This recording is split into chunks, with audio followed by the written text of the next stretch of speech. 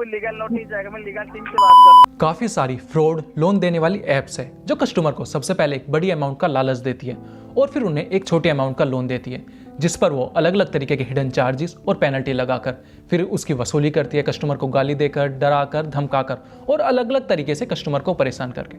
दोस्तों, ऐसा तो नहीं है कि कस्टमर को गाली देने से उनका जो 1 लाख का लोन है वो सिर्फ 90,000 रुपये कंपनी लेगी या फिर उनके ऊपर इंटरेस्ट या पेनल्टी नहीं लगाएगी। दोस्तों, इसका मतलब कस्टमर जो गाली खा रहा है वो सिर्फ फ्री में गाली खा रहा है। और दोस्तों, न्यूज़ में ऐसी काफ़ी सारी खबर आई थी कि इन फ्रॉड लोन ऐप से परेशान होकर काफ़ी लोगों ने सुसाइड की है। तो यही कारण है कि मैं जिसकी वजह से ये वीडियो बना रहा हूँ। दोस्तों, इस वीडियो में मैं आपको बताऊंगा कि अगर कोई भी किसी को लोन की वसूली के लिए अगर गाली देता है, क्या किसी भी अलग अलग तरीके का हैरेसमेंट करता है, तो उनके खिलाफ क्या क्या एक्शन लिया जा सकता है, चाहे वो फिर बैंक हो, NBFC कंपनी हो या फिर फ्रॉड लोन देने वाली ऐप्स हो। उसके बाद मैं बात करूंगा RBI का जो नोटिफिकेशन आया है उसमें क्या क्या इन ऐप्स के लिए कंडीशन वगैरह है लोन देने के लिए, और फिर मैं बात करूंगा कि फ्रॉड लोन देने वाली ऐप्स जो है वो किस तरीके से वर्क करती है। तो सबसे पहले मैं बात कर लेता हूँ ये फ्रॉड लोन देने वाली जो ऐप्स है वो किस तरीके से वर्क करती है। दोस्तों, पहले मुझे लगता था इन ऐप्स का जो वर्क करने का तरीका है वो एक सिंपल सा तरीका होगा, लेकिन ऐसा नहीं है। जब पुलिस ने इनके कॉल सेंटर पे रेड डाली और उनसे पूछताछ की, जब जाके पता चला कि इनका जो तरीका है वो एक पूरा प्लान बिजनेस प्लान है जिसके अंतर्गत ये वर्क करते थे। दोस्तों, ये जो ऐप है ये चाइना से भी लिंक करती है और जब पुलिस ने रेड डालकर कुछ आदमियों को गिरफ्तार करा था तो उसमें से जो एक आदमी था वो चाइना का था। दोस्तों, मैं आपको 5 पॉइंट्स में बताऊंगा कि ये ऐप किस तरीके से वर्क करती है। सबसे पहला पॉइंट है आपका मोबाइल। इन ऐप का सबसे पहला मकसद रहता है ये किस तरीके से आपके मोबाइल के अंदर आ सकती है। दोस्तों, उसके लिए क्या कर सकती है, या तो आपको ईमेल करती है या SMS करती है। ईमेल या SMS आपने कहीं पे पहले कोई नंबर दिया होगा तो वहाँ से इनका आपका नंबर लीक हो जाता है और उसके थ्रू आपके पास ईमेल या SMS करती है। दोस्तों, दूसरा मेथड ये जो इस्तेमाल करते हैं वो है ऑनलाइन एडवर्टीजमेंट, यानी ये या तो गूगल पर ऐड करेंगे या फिर फेसबुक पर ऐड करेंगे। और जब गूगल या फेसबुक पर ऐड आता है तो काफ़ी लोगों को लगता है कि ये एक जेन्युइन ऐप है, लेकिन जबकि ये ऐसा केस नहीं रहता है। दोस्तों, फेसबुक या गूगल को भी ध्यान देना चाहिए, जब ये इस तरीके के ऐप का प्रमोशन कर रही है तो वो चेक करे कि एक जेन्युइन ऐप है या नहीं है। और दोस्तों, तीसरा मेथड रहता है यूट्यूबर को पैसे देकर अपनी ऐप का प्रमोशन कराना, और इसी मेथड से ये ऐप जो है ये सबसे ज़्यादा फैलती है। दोस्तों, ये ऐप जो है लगभग 1 लाख 2 लाख रुपये किसी भी यूट्यूबर को दे देती है उनका प्रमोशन करने के लिए, क्योंकि अगर एक यूट्यूबर सिर्फ 100 कस्टमर उन्हें लाकर दे दे तो अगर वो 100 कस्टमर से सिर्फ 2,000 रुपये भी कमाए तो आसानी से ये ऐप जो है 2 लाख रुपये कमा सकती है। तो ये काफ़ी उनके लिए बेनिफिशियल रह जाता है कि अगर वे किसी यूट्यूबर को 1 लाख रुपये या 2 लाख रुपये दे दे अपनी ऐप का प्रमोशन करने के लिए। तो काफ़ी सारे जो यूट्यूबर है उन्हें भी ध्यान रखना चाहिए वो जिस भी ऐप का प्रमोशन कर रहे हैं क्या वो एक जेन्युइन ऐप है या फिर एक फ्रॉड ऐप है। इन ऐप का दूसरा मकसद रहता है आपका डाटा। दोस्तों, जैसे ही आप इन ऐप को अपने मोबाइल में इंस्टॉल कर लेते हैं तो इन ऐप में सबसे पहली चीज़ रहती है ये आपसे परमिशन मांगती है। वो परमिशन क्या क्या रहती है? सबसे पहले परमिशन होते हैं आपके SMS की, आपका SMS रीड करने की ये परमिशन मांगती है। दूसरी परमिशन रहती है आपके कॉन्टैक्ट्स की, अब ये किस तरीके से गलत इस्तेमाल करती है वो आपको मैं आगे बता दूंगा। तीसरी परमिशन रहती है कि आपके स्टोरेज वगैरह की, ताकि वो आपके फोटोज़ वगैरह को एक्सेस कर सके। आपकी लोकेशन की परमिशन, इस तरीके की जो काफ़ी ज़रूरी परमिशन रहती है वो सभी परमिशन ये ऐप आपसे ले लेती है।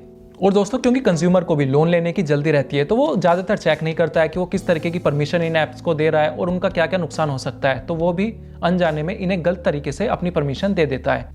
दोस्तों, उसके बाद ये ऐप्स जो है कस्टमर को लालच देती है कि आपको 1 लाख या 2 लाख रुपए तक का लोन मिल सकता है, जिसके कारण ये कस्टमर से क्या कर सकती है, उनका मोबाइल नंबर, उनकी ईमेल आईडी ले सकती है, उनका जो आधार कार्ड रहता है, पैन कार्ड रहता है, इस तरीके के डाटा ले सकती है। और क्योंकि उन्हें लोन देने वाली है तो उनकी जो बैंक की डिटेल रहती है, उनके चेक की कॉपी, वो आदमी कहाँ पर वर्क करता है, उनकी डेट ऑफ बर्थ क्या है, इस तरीके की जानकारी उस आदमी से ले लेती है। दोस्तों, कुछ ऐप्स जो रहती है उनका मकसद यहाँ पर ही पूरा हो जाता है, यानी वो सिर्फ डाटा कलेक्शन के लिए ही इस्तेमाल की जाती है।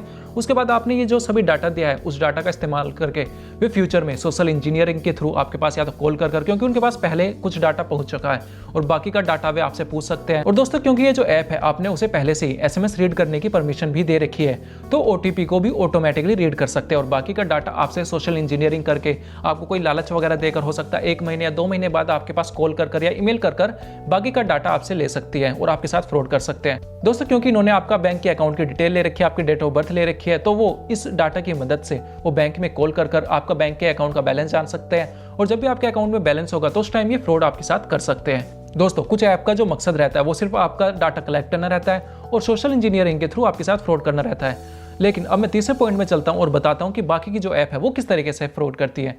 दोस्तों, बाकी ऐप क्या करती है, आपका क्रेडिट स्कोर चेक करती है और आपको फिर वो क्या करती है, लोन देती है। दोस्तों, वो जो लोन पहले उन्होंने लालच दिया था 1 लाख या 2 लाख का, तो आपको 1 लाख या 2 लाख का लोन नहीं देती है, वो सिर्फ आपको 2000, 3000 या 5000 का लोन देती है कि एक काफ़ी छोटी अमाउंट का लोन रहता है। दोस्तों जो ज़्यादातर कस्टमर है वो इस तरीके के लोन को मना कर देते हैं, लेकिन जो एक कंपनी जो है ये एक बड़े फ्रॉड में उन्हें फंसाना चाह रही है, तो इसलिए वो उन्हें लालच देती है कि नहीं, ये आपकी जो लिमिट है टाइम के साथ साथ बढ़ा दी जाएगी।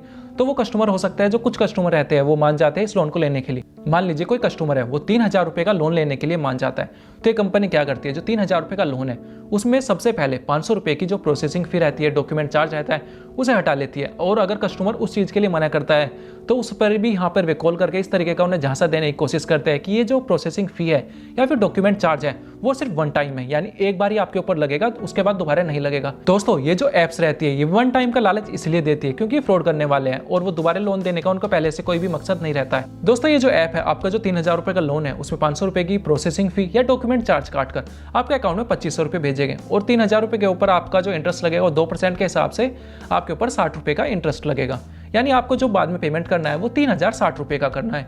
दोस्तों लेकिन यहाँ पर काफ़ी सारी चीज़ें हिडन रहती है जिसके बारे में कंपनी कस्टमर को नहीं बताती है। वो क्या क्या चीज़ें हिडन रह सकती है? सबसे पहली चीज़ हिडन रहती है कि ये लोन जो है वो कितने दिन का है। काफ़ी कंपनी से हिडन रखती है, ये लोन जो 1 महीने का नहीं रहता है, ये 7 दिन या 15 दिन का रहता है। वो इसलिए जिससे कस्टमर को लगे कि ये लोन जो 1 महीने का है वो टाइम पे इसका पेमेंट ना कर पाए। दोस्तों दूसरी चीज़ ये रहती है, इसका लेट पेमेंट पर जो इसकी पेनल्टी लगती है वो लगभग ऐसी रहती है कि आपका जो अगर 3000 का लोन है वो सिर्फ 5 दिन के अंदर वो 6000 का लोन हो जाएगा। इस तरीके की इनकी पेनल्टी रहती है। ये सभी चीज़ हिडन रहती है जिससे कस्टमर से बाद में काफ़ी ज़्यादा अमाउंट को कलेक्ट कर सके। इनका मकसद कभी भी नहीं रहता है कि ये कस्टमर को 2500 रुपये का लोन देकर सिर्फ 3060 रुपये कलेक्ट करे।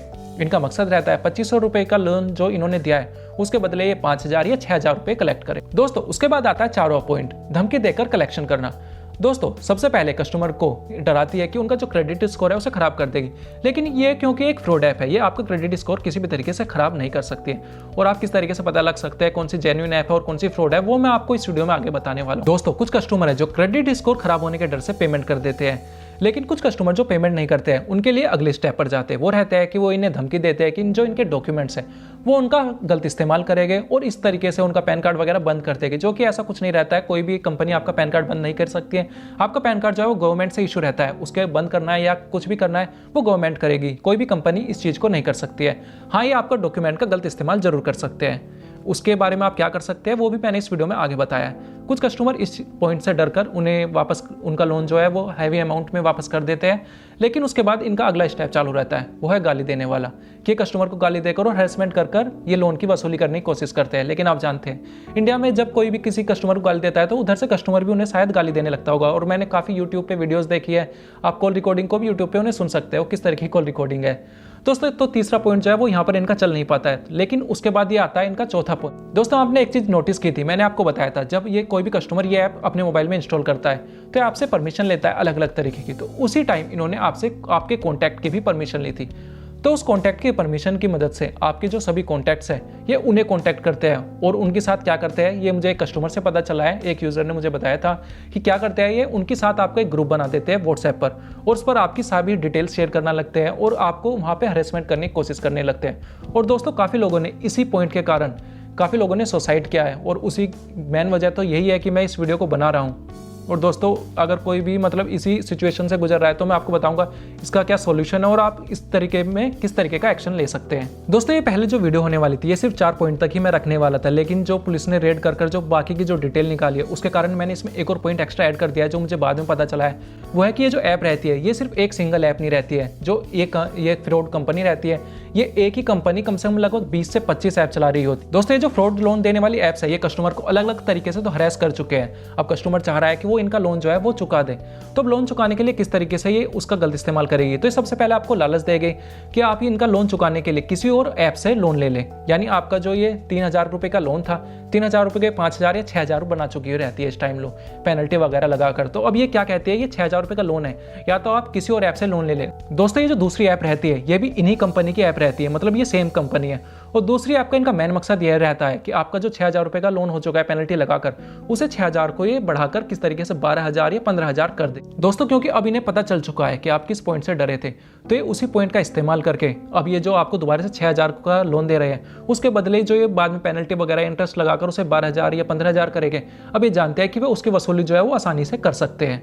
दोस्तों मुझे एक कस्टमर से पता चला था, वो इसी तरीके के लोन के चक्कर में फंस चुके थे और उन्होंने इससे बाहर निकलने के लिए उनके पास जो कुछ गोल्ड था उन्होंने उसे बेचा था। दोस्तों मैं आपको बता देना चाहता हूं कि आप इस तरीके की फ्रॉड लोन ऐप्स के चक्कर में फंसने की बजाय अगर आपके पास गोल्ड है तो आप गोल्ड लोन भी ले सकते हैं। गोल्ड लोन जो है वो आपको थोड़ा सस्ते इंटरेस्ट पर मिल जाता है और आपको थोड़ा टाइम भी वहां पर एक्स्ट्रा मिलता है। दोस्तों SBI में आपको सिर्फ 7.5% का इंटरेस्ट देना पड़ता है और टाइम भी आपको 1 साल से लेकर लगभग 3 साल तक का मिल जाता है।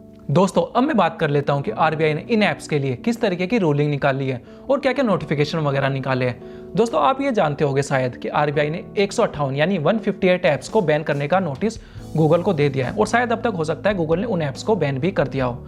दोस्तों मैं बात कर लेता हूं कि RBI ने क्या रूलिंग निकाली है। दोस्तों सबसे पहली चीज तो यह है कि RBI ने बताया कि digital lander association of India ये एक एसोसिएशन है जहां पर सभी जो ये ऑनलाइन लोन देने वाली ऐप्स रहती है ये इनके पास रजिस्टर रहती है। तो आप यहां पर जाकर चेक कर सकते हैं कि कौन सी ऐप है जो यहां पर रजिस्टर्ड है और जो ऐप यहां पर आपको मिलेगी वही एक जेन्युइन ऐप है। उसके अलावा जो बाकी की ऐप है वो हो सकता है वो एक फ्रॉड ऐप हो।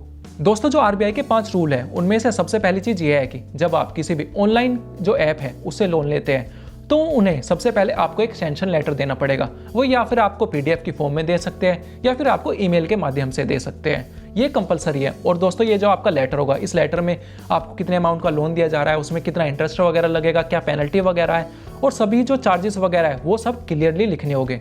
और दोस्तों दूसरी चीज क्या है कि जब आपको ये जो सैंक्शन लेटर मिला है आप जब उसे अप्रूव कर देंगे उसके बाद ही इन्हें आपका जो लोन है उसका पेमेंट करना है। उससे पहले ये जो ऐप है आपको लोन का पेमेंट नहीं कर सकती।